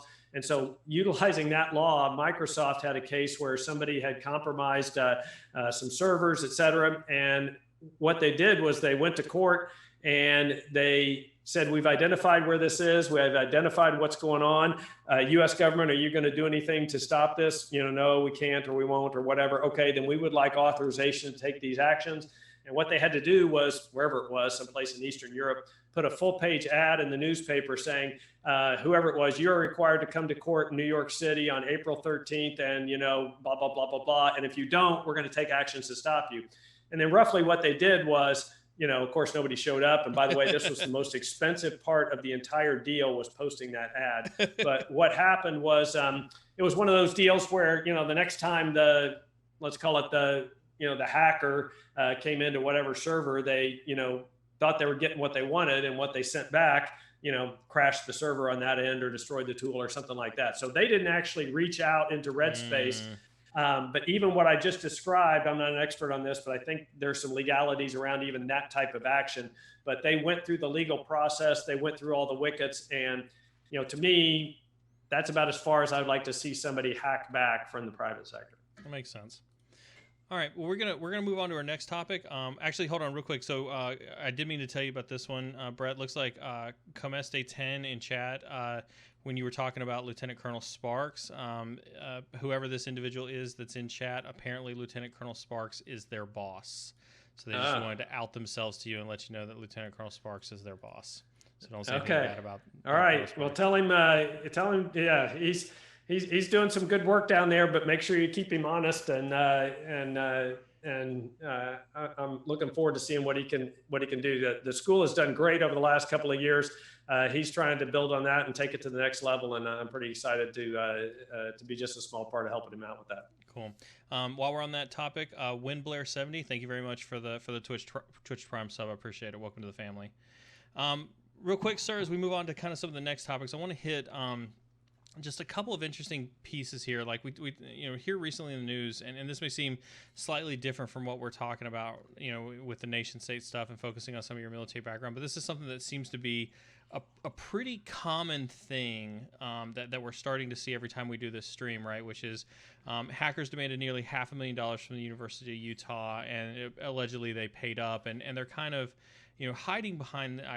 That's me crucifying. I probably shouldn't do this, but the University of Utah, their social and behavioral sciences division was attacked in July with a ransomware attack. And this is kind of the statement I wanted to highlight here, right? Is after careful consideration, the university decided to work with its cyber insurance provider to pay a fee to the ransomware attacker. This was done as a proactive and preventative step to ensure information was not released on the internet. It seems like every week, or at least it feels like on the stream, we're constantly talking about a brand new ransomware attack each and every week. It's insane how many of these that were happening. What is it that you're seeing, or what is it that you're feeling from the lens of view that you have? Are we under more attack or less attack compared to, say, where we were a year ago or a couple years ago, from these types of ransomware attacks? Yeah, I don't know. I've read the stats recently. I just can't remember what it was. I mean, I know that more money is being made off of it. To tell you the truth, I think the most dangerous aspect of this is when ransomware moves over into what I would call the extortion category, right? Where, if I can get into your logistics system, or if I can get into the brains of your smart factory, or if I can get into the brains of your hospital equipment, like NotPetya did and that sort of thing. And now I can start extorting you for probably more money than I can for exposing your emails, and those sorts of things. But I think ransomware, extortion, all of this is not going away, and it's a very difficult, it's a difficult situation. I used to be in the never pay camp, because they're just going to come back and whack you 2 days from now, So, but when life and limb, and safety is on the line, you may not have any choice, So again, the answer to this is become a harder target, and, be prepared for this as well as you can. And, and this is a place insurance can play a role. But, bottom line is this is just a tough problem. And how does it happen? Compromise of humans, right? It's 99%, I'll bet, social engineering. And so you just have to be prepared for it. And I don't think there's a clean answer that says, never pay the ransom, and so it's tough. What do you think? I mean, it's funny you mentioned that because when I was at PwC, right, and I've told this story before, right, there was a hard line, at the time about whether you paid or no pay, and our stance at the time, I don't know if it's changed now or not. I'm not speaking on behalf of PwC, but at the time that I was there, right, the stance was like, no, if we ever get asked, our stance is no pay.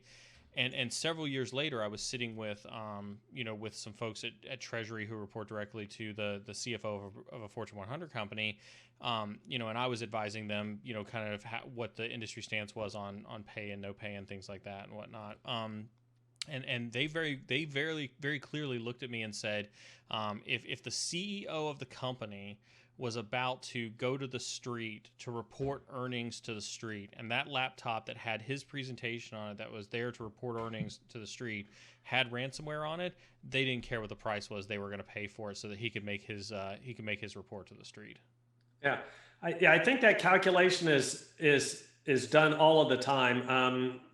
Because another example, it's a similar calculation is at the holidays, retailers, if they're told there's this huge vulnerability in, the swipe machines or the tap machines, and that you're going to have to shut all those down for 3 days, they're going to go, screw it.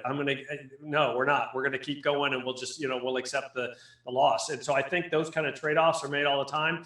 I think one way to get to and I credit this to, we've got a couple of folks that work with us that are former CISOs, and we refer to them as cyber strategists, but a guy named Bill Swearingen, who's been a CISO at many places, he had some interesting perspective on some of this ransomware in a podcast one of our folks does. But, he brought up one of the ways to look at it is to look at what you're being asked to pay, and then think about, are you better off spending that money to recover whatever the data is, and knowing now you're still vulnerable to the exact same thing happening tomorrow, or take that same money you would have paid in the ransom and use it to recover and invest in making yourself, a harder target.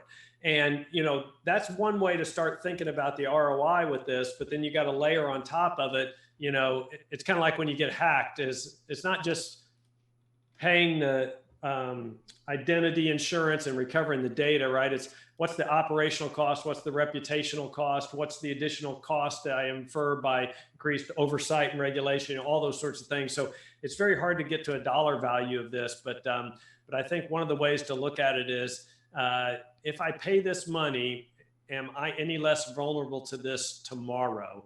And so that earnings thing, this is a one-time shot, right? And you may have to pay it now, but if you get the same laptop whack tomorrow, you could probably afford not to do it. So it's probably pretty situational dependent. This is just a tough situation, and you need to find a way to minimize your chances of this happening. So Palm Share in chat says insurance fraud is going to be a huge problem as well. Do you think that with, especially in a case like this where they're like, we know that we're going to go to cyber insurance for this, and even in some of the cases we talked about, before with Uber and Experian, do you think that we'll eventually see cases of insurance fraud in related to cyber fraud cases?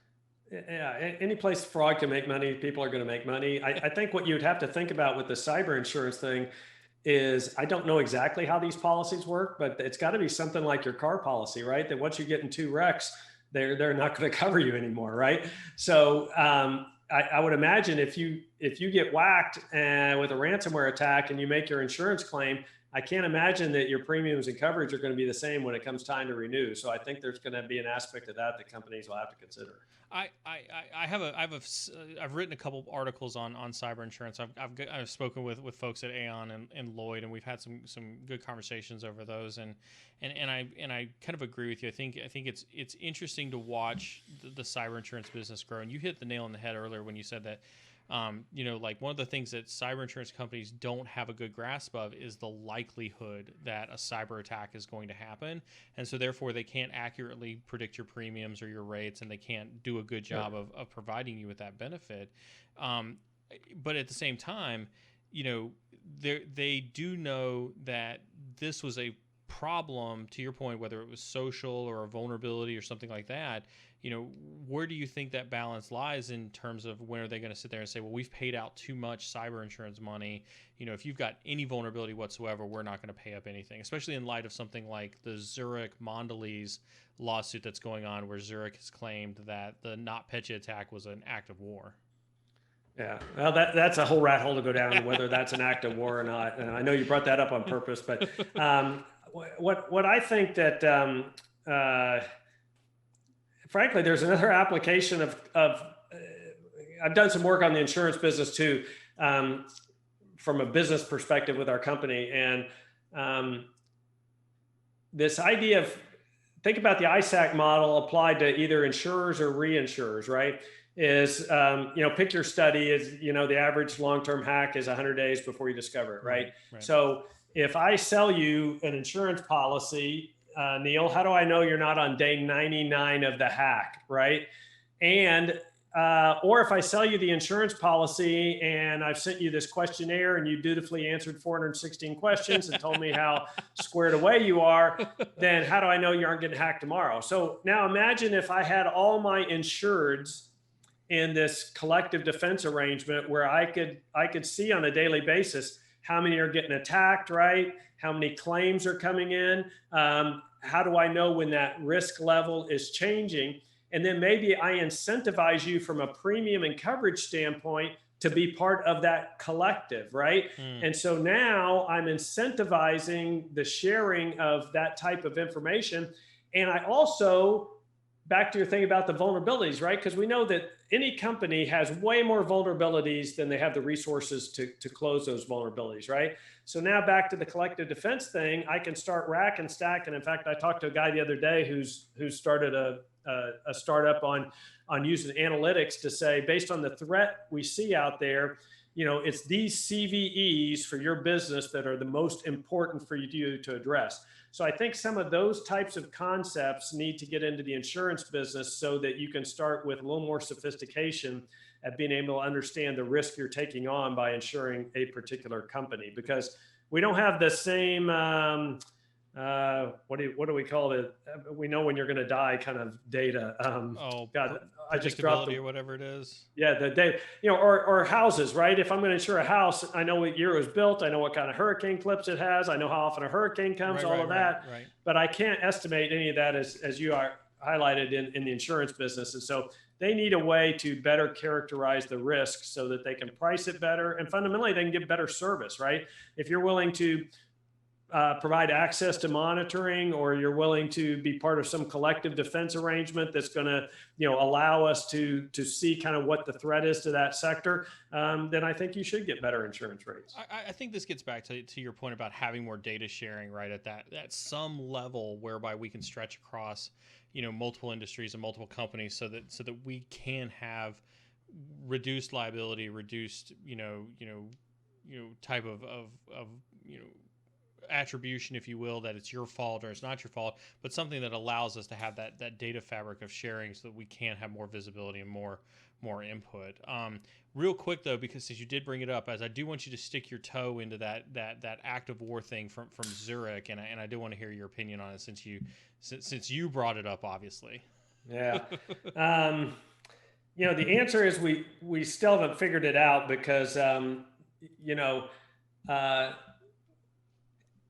it goes back to like when OMB got whacked, right? Mm-hmm. Was that espionage or was that criminal activity? And I can't remember. As one of the previous directors of national intelligence said, hey, that was espionage, right? That's what we're all doing. They just happen to do it better. And, we don't like it, but, they were successful. So to me, we've got a ways to go to determine what an act of war is. And I think it's going to be very much in the eye of the beholder. And it's going to get to the attribution, which is going to become very important, which I've got about 3 things I want to say right here. So first of all, before you can declare it's an act of war, we got to decide where the red lines are. And we've mostly divided that in physical space, right? Air, land, maritime. In 1986 to 88, I was in Iceland flying F-15s, and our job was to intercept the what were then the Soviet bombers as they would fly from northern Russia down to Cuba, and they would do their practice attacks on the east coast of the United States, and we would intercept them north of Iceland. We had live missiles on the airplane. We stayed right with them, and there was no doubt in their mind. They knew if they turned right, that they would get shot down. If they turned left, they could continue on to Cuba. And that's because we had established red lines and rules, and they knew that the consequences were unacceptable, right? They would be met with deadly force. And I wasn't going to have to call back and talk to the FBI or DHS or NSA or anybody else, right? But we haven't defined those red lines and those rules in cyberspace sufficiently to get to where we can say, not only is this a crime, much less is this an act of war, which brings back in that a conversation we had 30 minutes ago about signaling and militias and what are we really doing and how are people going to interpret it and all of those sorts of things. This is a very complicated subject, and so the second issue this brings up is the gap we have in language perception and understanding between the people that technically understand cyberspace and the people that make, whether it's national policy or make the strategic business decisions. Because there's such a gap between those two, we have trouble making good decisions that are adequately informed by the technical perspective, put in the context of the national security policy or the business strategy, if you will. And then the third point I wanted to bring up and see if this interested you at all was, all this indicting of hackers, does this really have any impact?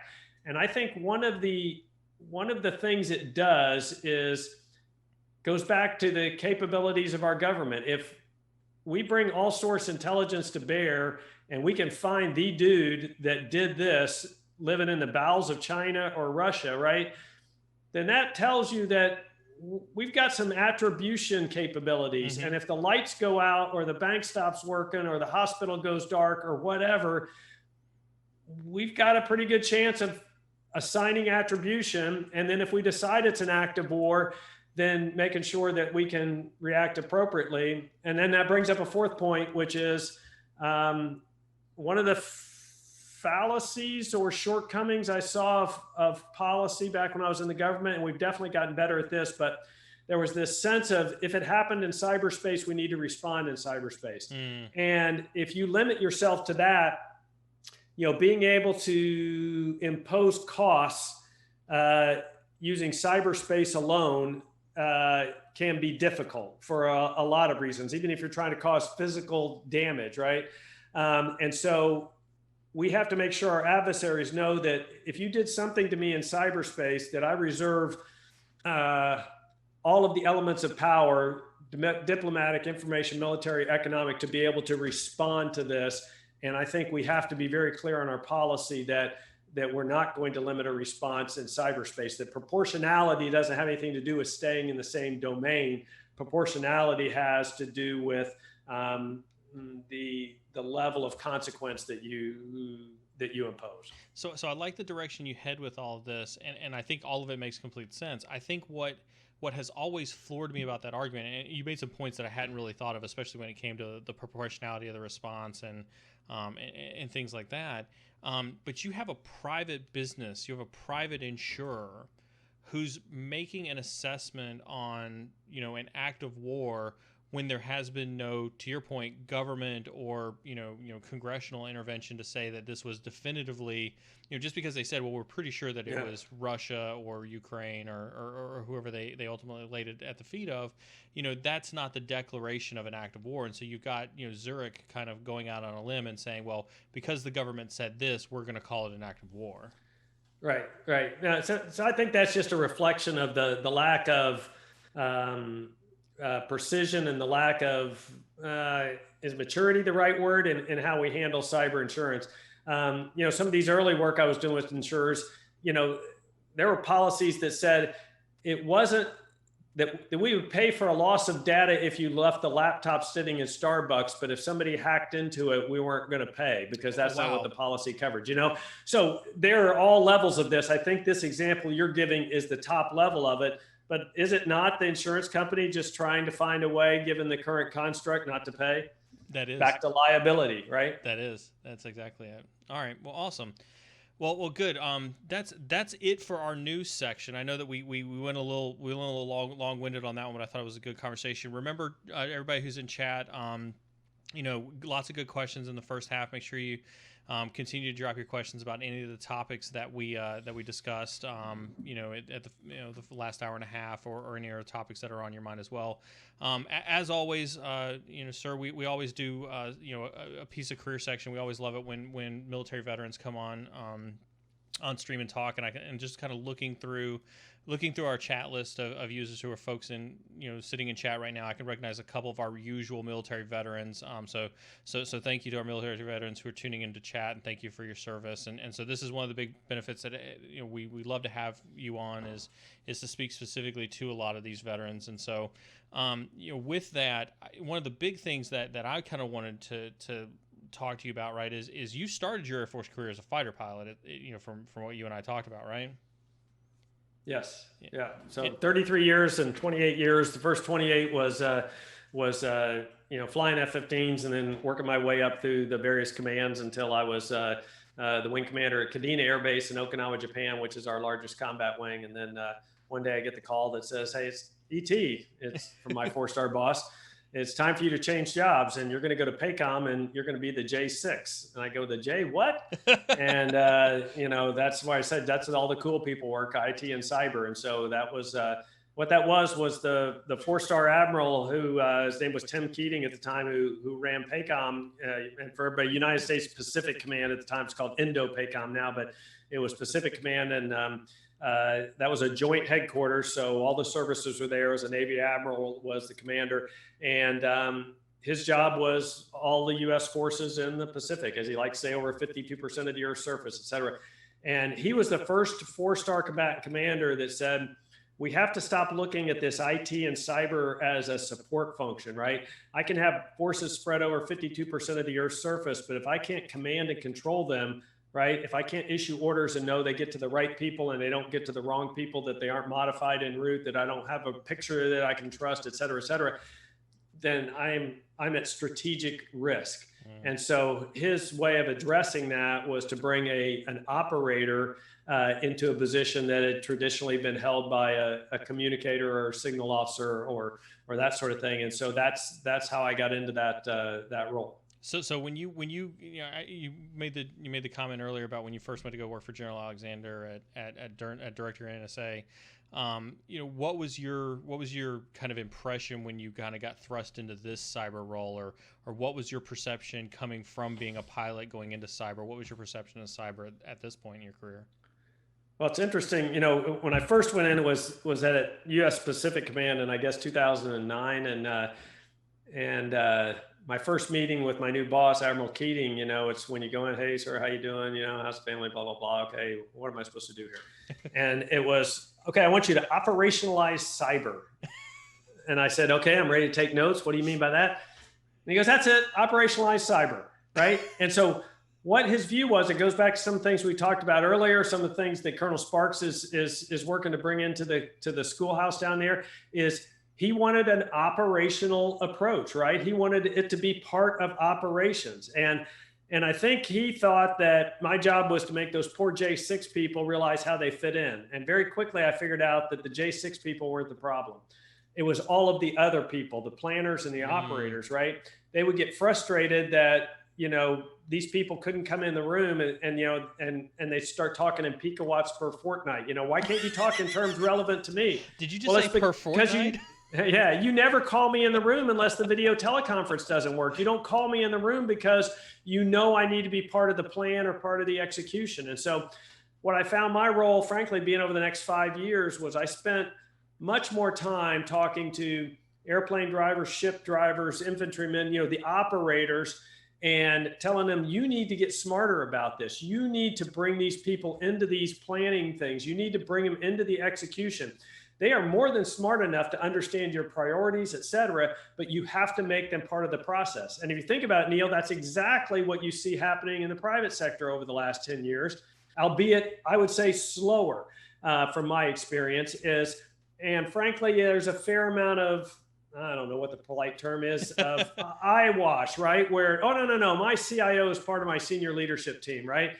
but they really aren't looked at the same way, And so being able to, for these strategic senior military leaders, to get them to understand that they had to get smart enough about this, that they can provide the right direction and they make the risk decisions, as opposed to, this young enlisted person who's going to make the best decision they can, but they are not informed by the strategic priorities, right? And same thing in the business sector. And so, what I found was my niche was being able to translate between the two groups. I could take the technical, and I learned enough about the technical that I could be more than conversant with my peers in the SIX world, and I could then translate that to the ops folks. And then I found the same thing to be important as I talked to boards and business leaders and that sort of thing, is be able to put it in business terms and help them understand, how do you think about managing this risk? I think that translates very well into some of the challenges that I saw right when I was at the 39th IOS as we were building the FTU there for cyber. Was, we were constantly challenged and struggled to think and talk like pilots as we built out our cyber curriculum. And pilots, I think to your point, right, we were dealing with pilots, you were talking about, ship commanders and things like that. They're used to seeing those kinetic effects. And so you had to be able to convince a pilot that you could hack into a surface-to-air missile and it wouldn't take them down. But the problem was that they were used to seeing that boom and that's how they knew that surface-to-air missile worked. And so, basically, how did you bridge that gap there? Like, what was it that you found that helped you bridge that gap between that communication problem? Well, the first thing I had to do was I had to convince, let's call them the cyber people or the technical people, that you're not lowering yourself by learning to put your work into operational terms, okay? Because the fact of the matter is, these ops people run the world, right? And so you have got to, and frankly, that's what should happen, right? Is, well, it's so much different. It's all that. I said, yeah, but when you bring it up to the operational and strategic level, right, what you are fundamentally doing is you're trying to generate effects that cause the enemy commander to make decisions favorable to you, right? And the fact that you can generate some of those in cyberspace and some of those in physical space, that is very important. That's why you need soldiers, sailors, airmen, and Marines on these staffs. So they each bring their tactical expertise, but they all have to be able to translate that into plans and operations speak, right? And there's specific ways that you do these things. And so what you have to do is first bring your language into that language, right? And once they understand that you can fit in there and be a contributing part of that, then you can start easing them into the discussion. Because to your point, they need to understand things like when we were going into Libya, remember we had the actions in Libya? I still remember talking to the commander over there on my little secure video teleconference, and where's all the cool cyber stuff to take out the SAMs? And I had to explain to this person that this stuff works at light speed, over fiber and all that kind of stuff. I said, but it takes years to prep and understand and get in position and all of that stuff. And guess what? Something may change because an IT guy flipped a switch that makes my cool thing not work. And so just like the tanker might show up and we can't get all the airplanes to the target, or a bomb might hang or whatever, we have to have contingencies and we have to understand what risks we're taking and all of those things. But fundamentally, I had to work with the cyber people to get them to get over the fact that they are not going to learn your technical language as a start, right? You've got to fit into that planning process if you want to be a contributor. And then over time, and you see it happening now, is people are going to learn more and more about that so that they can make the right decisions as a commander. And so that's kind of what I saw. If we take that same concept, do you think we have the same problem in the CFO, the CEO, the CIO, or even the board tower? Right. Yeah. 100%. And I think it's almost worse in the business sector now because, with everything is SaaS, right? That, all of these different business leaders, shadow IT, right? I can go out and buy these apps. I can start using these things. I can start doing all this. I can do things on my tablet, all that stuff is that you can bring even more risk to the mission by people that don't understand whatever benefit they're getting out of this technology. There's a risk to it, right? Yet they aren't necessarily in a position to judge that. And equally bad, right, is the CIO or CISO who's Mr. or Miss No, right? Mm-hmm. Is how do you get to that right balance where you can take advantage of this technology in the right way, but you're understanding the risk. How do I make this as seamless as possible, but making sure that as a business leader, I understand it's not always going to be as convenient as I want.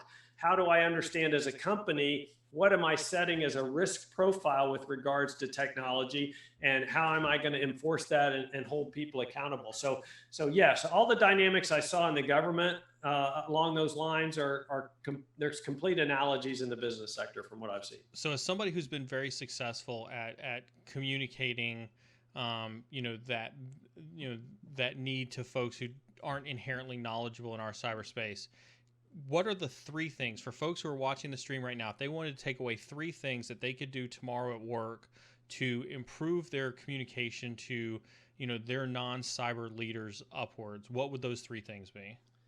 Yeah, I think the first thing I would do is try to figure out, does my company have an established risk framework, right? And the bigger the company is, the more likely you're having. If you're working in a public company, a public-owned company, you definitely have a statement of what those risks are. So the first thing is understanding, what's the risk profile of the company and what are they concerned with. I think the next thing you've got to do is you have got to work your way into meetings and forums and venues that you wouldn't normally be at, right? Whether it's to be part of a sales meeting or asked to be part of, a meeting of the logistics team or whatever, just to sit in and listen and start to absorb and understand what are the issues that they're dealing with, what are the business issues that they're dealing with, what are the challenges and those sorts of things that they're dealing with. And then you can go to number three is to start building those one-on-one personal relationships with those business leaders. Because it's like anything else we do, Neil. It's about trust, right? If I can build a personal relationship with you, if you're the guy that runs the manufacturing floor, right? Or worse, better, I don't know. You're the guy in the hospital that buys all the IoT devices, right? Right. Then I've got to form a personal relationship with you so that you trust that I understand that you have a job to do, you have a mission to do, and that I am there to help you do that, right?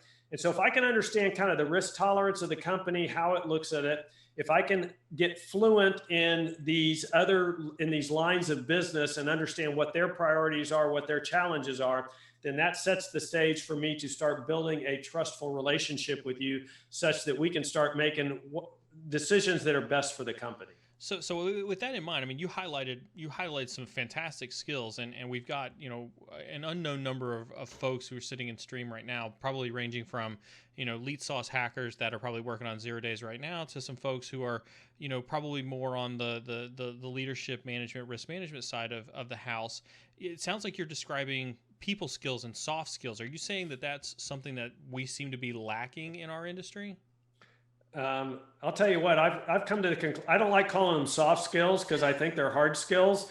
And I don't think that these skills are unique to the technical community. I think that they're probably more prevalent in the technical community, but I still go back and primarily put it on, back in the military, I put it on the ops guys, and in the business world, I put it on those senior business leaders, because I can sit there as the tech guy and knock on the door all day long, and you're not going to let me in the meeting, right? There has to be some pull, right? There has to be some encouragement. There has to be some draw and some acknowledgement that we need ET in this meeting because what he has knowledge of is important to our business, right? And so there has to be a push from the technical folks, but the pull is really what it takes to bring this over the line. And I think the issue of the hard skills versus soft skills, as people call them, that and you know this, is that when we grow up in the military, true on the enlisted side, even more true on the officer side, is you don't move up because of your technical skills. They certainly help, but you get paid for leadership, right? When I was a wing commander at Kadena, yeah, I had airplanes and stuff like that, but I had 1,500 civil engineers. I had a 500 bed hospital. What I got paid for was being able to lead organizations, right? And so, so what I've seen, back to the pilot, let's call it the pilot hacker analogy, is that having worked with more and more of these folks, is they're a lot like fighter pilots, right? All they want to do is fly, right? Right. I don't want to be a team lead. I don't want to be a manager, but I want to bitch about not being able to control anything we're doing, right? So, it is about leadership, right? And you have to have people with technical skills who want to be leaders. And being a leader is about what people refer to as soft skills, but I don't think they're soft. They're hard. It's empathy, it's vision, it's collaboration, it's all of those things that it takes to draw the best out of your team, that's required for good leadership. I think that's probably the greatest quote ever right there, is they want to do all the cool stuff and just bitch about how it's getting done. I think that's right. That's going to go down in history. So we could do a whole nother 2 hours on leadership. So. Right, for sure. Okay. So we do got a question in chat. What were your experiences with Intel in the military, and where do you think Intel fits in the private sector cyber industry? My experience with Intel in the military was that I never ran into anybody in the intelligence field who wasn't a great American and was trying to do absolutely the best they can. What I think has happened in the Intel community is that technology has gotten to the point where we can collect up all sorts of stuff, which goes back to my thing about the J2 would vomit information on my desk, right? Here's all the bad stuff that's going on, right? And so what I think we need to do with the intelligence is get a closer linkage between the operations side, right? Is what information do I really need to be able to do my job? And let's go target that and find that and sort that out. And so the same thing applies on the cyber side of it. So I think this intelligence component, and certainly all large companies do have threat intelligence experts and that sort of thing. What I think, my admittedly limited observation of the folks I know in that field, is they still struggle to be brought into the fold to the point where they can effectively really target the intelligence in a way that really helps the company. And frankly, a lot of the intelligence, I think, is back to kind of that ISAC level. We're sharing a lot of let's just call it commodity intelligence, right? But if you're really going to be valuable as an intelligence analyst, you're going to show how this really applies to this client or this customer or our SOC, and why this needs to be prioritized, and how can I make this actionable. So I think the threat intel definitely has a place in the private sector industry. But again, if they're not trained to apply their craft very specifically to the problems and allow you to prioritize the resources, then they're not going to do any good by just, every day spitting out, here's the latest bad stuff that's happening. Very well said. Very well said. So we're coming towards the end of the stream, sir. I've got one more question for you, and then I want to turn it over to Chad. I want Chad to make sure that they're aware, right? You've got a very distinguished two-star general here, worked at some of the highest levels of the defense of our nation for Cyber Command. Fantastic opportunity, rare opportunity to ask somebody any question that you want, either about the news that we talked about today or about career advice and things like that. And so I'd encourage everybody to take that opportunity as well. I think my last question for you, sir, given that we've got a lot of folks listening to the stream that are either thinking about, in cyber or in some of the kind of their, transitioning phases, either in the military, transitioning out to the private sector, if you were to reach out to them and think about, what type of advice would you give both technical and non-technical folks that are transitioning out of the service and into the private sector, what would be your, I like to do top threes. What would be your top three pieces of advice that you'd give to folks that are on that transition path in cyber?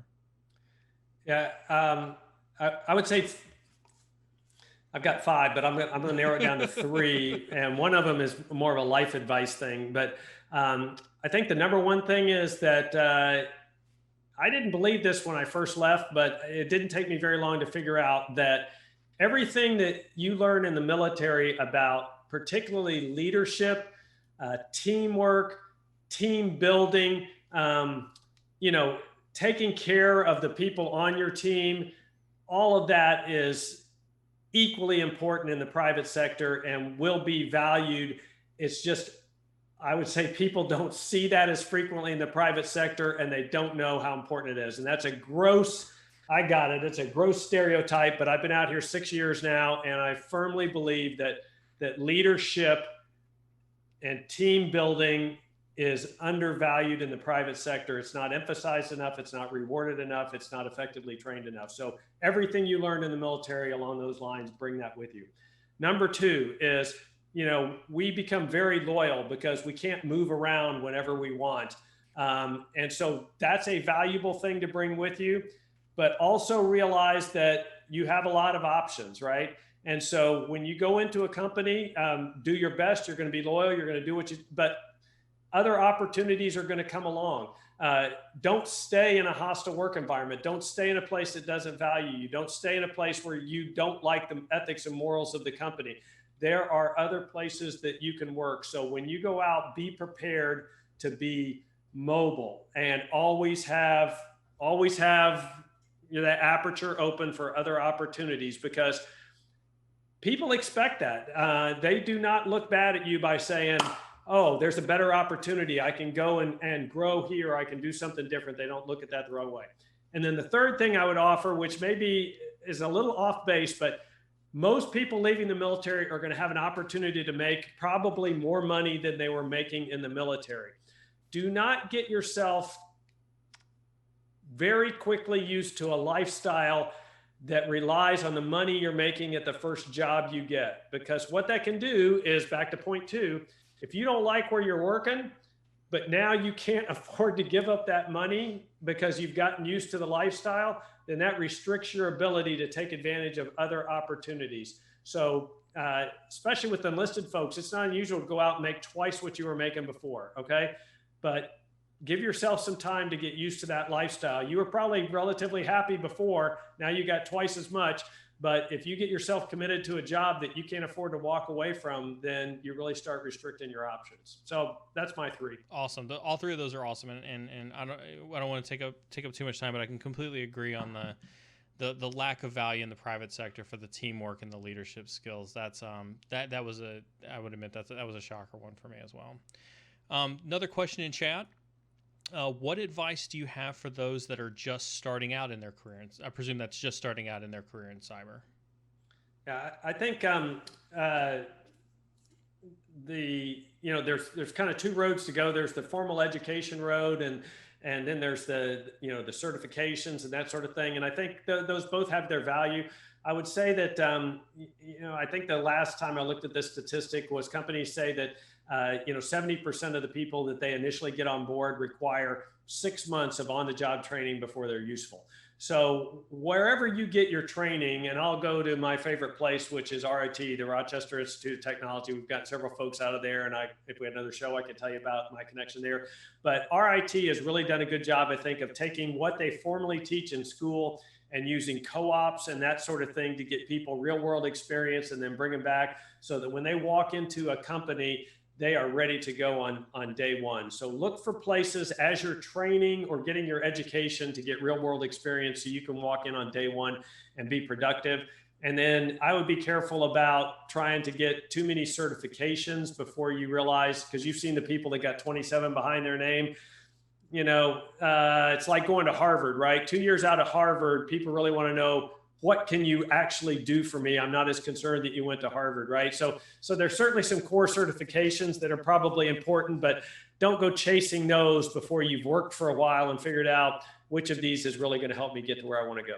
I love that stat that you talk about getting the hands-on experience, and I do know the statistic you're talking about where HR companies are looking for more folks to have that hands-on experience. For folks who are literally just starting out, do you, when you're looking at resumes where you sit at IronNet and you're looking to hire folks, if you're looking at a fresh guy, but he's got like a home lab, he's done a ton of self-learning, and he's able to prove that, through passing through your technical chops, would you consider that self-initiative and that self-learning valuable hands-on experience? Yeah, absolutely is. For our technical folks, we absolutely, look for people that have that. At the same time, we learned that we had to introduce some fairly rigorous technical tests, if you will, because people tend not to necessarily be able to back up what they say on their resume. So I would just encourage you to be generous with what's on your resume, but be prepared to back it up. And so, but yeah, definitely we're looking for people self-starters. And then, for us, we're trying to approach cybersecurity in a different way. We fundamentally believe it's a different way. And so we've also found that sometimes getting people that have been in the business a long time, they aren't as open to doing things in a different way. And so having people that are open and proactive and want to contribute in a meaningful way, I think all those are important. Awesome. Not necessarily a question, but a statement in chat. I brought up too many certs and no experience just the other day on LinkedIn. Don't become a cert junkie. Yeah. I would echo that. Don't chase certs. I think that's been my statement, is don't chase certs. Okay. I'm going to monologue for half a second while we look to see if anybody else is deciding not to get cold feet and ask something of the general while he's still here. Sir, while I monologue, thank you very, very much on behalf of myself, on behalf of my viewers, on behalf of everybody that's out there. I truly appreciate you coming on stream. Your insights and your information, your dialogue has been incredibly valuable. So thank you very, very much for that. Oh, I enjoyed it. Thank you, Neil. I appreciate the opportunity. Okay. For up-to-the-minute cybersecurity news, make sure you follow and subscribe to the Cyber Insecurity channel on Twitch and YouTube. Also, make sure you turn on those notifications so that you know when we go live.